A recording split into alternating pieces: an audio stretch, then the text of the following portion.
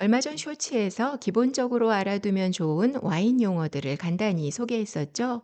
몇 가지 와인 용어들은 좀 더 설명이 필요할 것 같아서 준비했습니다. 알아두면 정말 도움되는 와인 용어 10가지 이제 소개합니다. 몇 가지 와인 용어들을 이렇게 두 부분으로 나눠서 소개할게요. 한 파트가 끝날 때마다 짧은 퀴즈도 있으니까 셀프 체크 해보세요.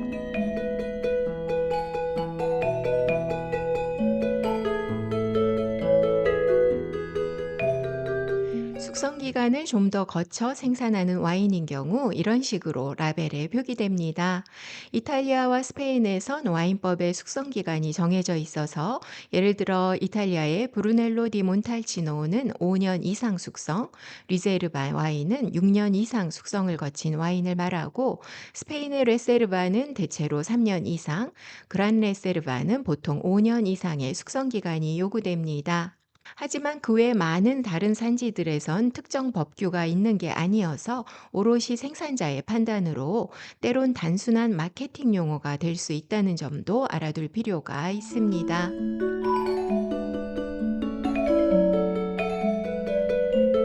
이 용어는 주로 미국 와인 라벨에서 보실 텐데 미국 와인에서 이 용어를 사용하기 위해선 몇 가지 충족 조건이 필요합니다. 우선 포도는 와이너리가 소유하거나 관리하는 포도밭에서 수확돼야 하고 포도밭과 와이너리가 같은 산지 안에 있어야 하고 포도 재배부터 병입까지 전 과정이 생산자의 통제하에 이루어져야 합니다. 외부에서 포도를 구입해서도 물론 좋은 와인을 생산하지만 포도 관리가 생산자 손에서 일관되게 이루어졌다는 점에서 신뢰감을 주는 용어로 다음에 미국 와인 즐기실 때 라벨에서 이 용어를 한번 찾아보세요.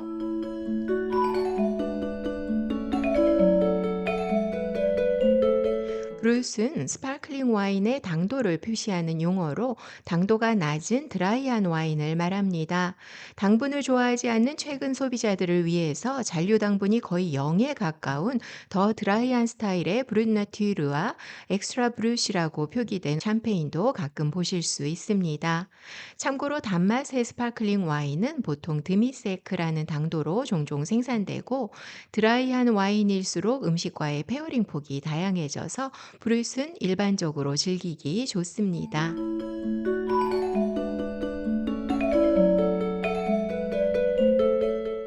우리가 마시는 대부분의 현대사회 와인들은 거의 마지막 양조 과정에서 거친 성분들을 제거하는 정제 과정과 미세한 물질들을 제거하는 여과 과정을 일반적으로 거치게 됩니다. 하지만 이렇게 정제나 여과를 안 함으로 와인 품질에 더 유용한 성분들을 지킬 수 있다고 믿는 생산자들도 있어서 내추럴 와인은 물론이고 일반 와인 생산자들도 필터나 정제를 하지 않고 와인을 생산하기도 합니다. 이런 와인들이 보여주는 스펙트럼은 사실 다양해서 어떤 와인은 약간 탁한 색감을 보이는 경우도 있고 정제되지 않아 투박한 스타일일 수도 있는가 하면 어떤 와인에선 일반 와인만큼 맑은 색감도 보여주고 향이 더 진하면서 순수한 와인 캐릭터가 담겨 있기도 합니다. 또 한 생산자라도 와인에 따라 어떤 와인은 일반 공정으로 어떤 와인은 정제나 필터링 과정 없이 생산하기도 합니다.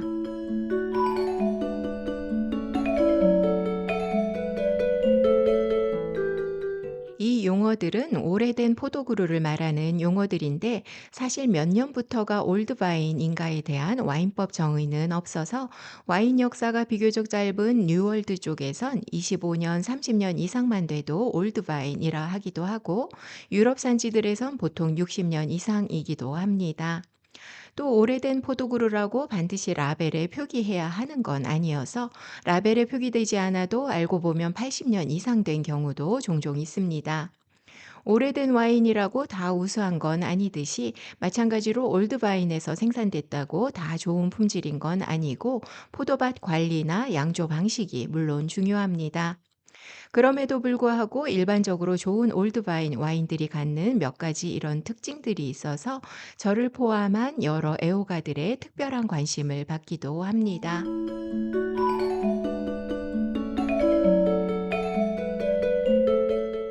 리는 발효 후 남은 이스트 찌꺼기를 말하는데, 발효가 끝나고 남은 리와 함께 와인을 숙성했다는 의미로 쉬리 혹은 언더리즈라는 용어가 화이트 와인 라벨에 종종 표기됩니다.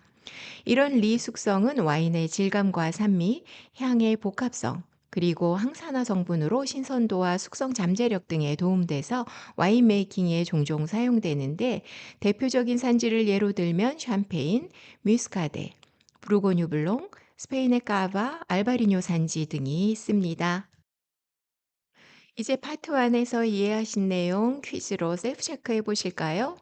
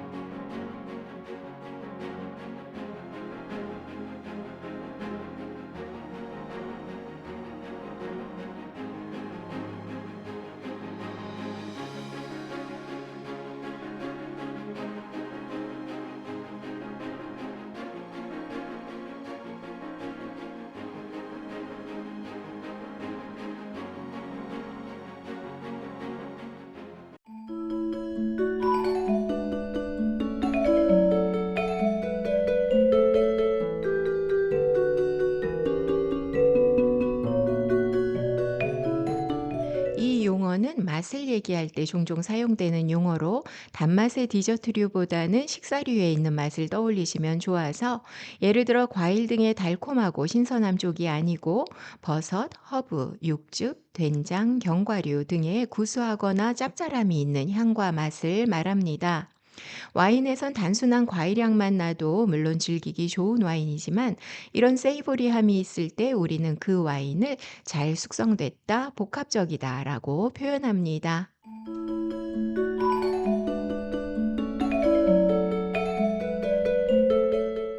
윌라주 또는 얼리지라고 말하는 이 용어는 병마개와 와인액 사이의 공간을 말합니다. 병 모양마다 다르지만 보통 보르도병 모양이라면 어깨 위치를 기준으로 이런 식으로 말하는데, 예를 들어 출시된 지 얼마 안 된 와인은 캡 라벨에 가려지는 부분까지 보통 와인이 담겨 있고, 한 10년에서 20년 된 와인이라면 와인 목과 어깨가 만나는 부분 정도까지는 괜찮다고 봅니다.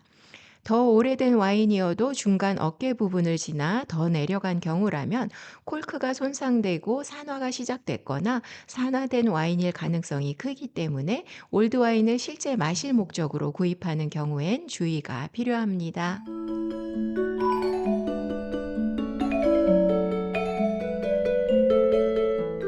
콜트는 와인에서 가장 일반적으로 거론되는 결함 중의 하나로, TCA 성분이 원인인 와인의 결함을 말할 때 사용하는 좀 더 포멀한 용어이고, 콜키는 원인은 뭔지 몰라도 향이 갇혀 있고 쿰쿰한 느낌일 때 일반적으로 캐주얼하게 사용되는 용어입니다.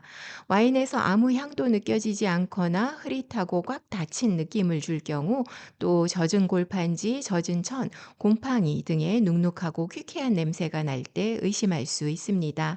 일반적으로 코르크 오염으로 인해 발생한다고 알려져 있지만, 사실 저장됐던 오크통이나 와이너리 환경 등의 여러 다른 원인에서도 발생할 수 있습니다.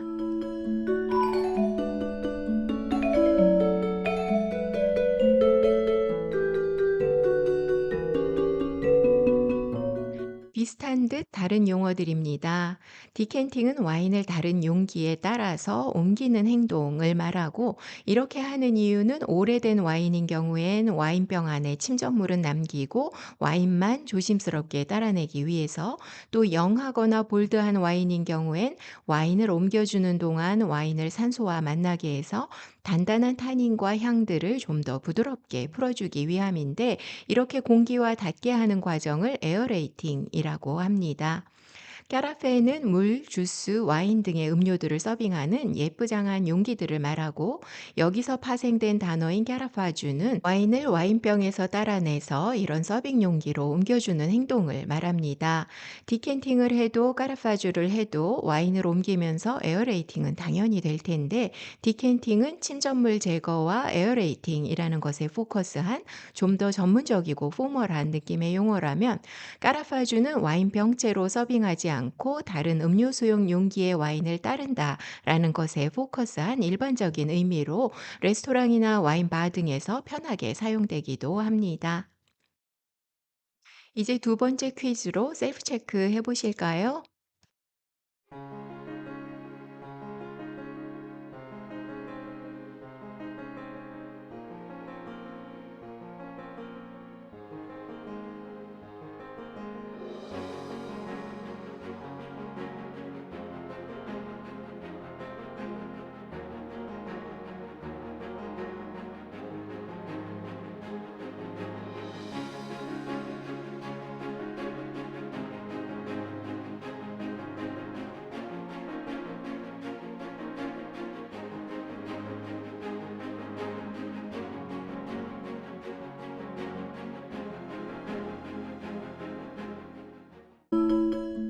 네, 수고하셨습니다. 이제 와인 즐길 때 이런 단어들을 들어도 당황되지 않으시겠죠?